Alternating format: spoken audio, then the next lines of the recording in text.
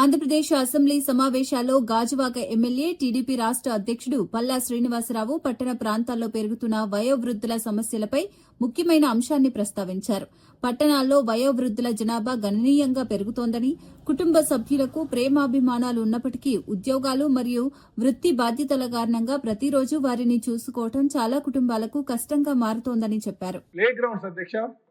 ఈరోజు మనం బయట పిల్లల్ని పంపిస్తే హెవీగా ట్రాఫిక్ ఉంది కనుక పిల్లలకి ఏమవుతుందని భయంతో ఇంట్లోనే మనం టీవీలకి సెల్ ఫోన్లకి పరిమితం చేసేస్తున్నాం. గౌరవ మంత్రివర్యులకు నేను తెలియజేసేది ఏంటంటే, మనకి చిన్న ప్లేస్ ఉన్నా సరే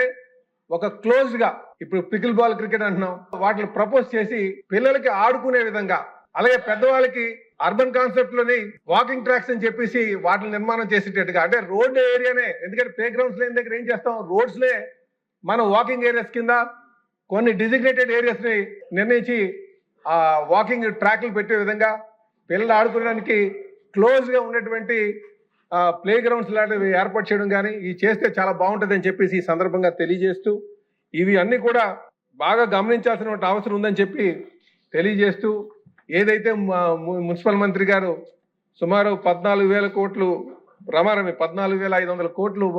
ప్రపోజ్ చేశారో దానికి పూర్తి మద్దతు ఇస్తూ నాకు ఈ డిమాండ్స్ మీద మాట్లాడే అవకాశం కల్పించినందుకు మీకు ప్రత్యేకంగా ధన్యవాదాలు తెలియజేస్తూ సెలవు తీసుకున్నాను.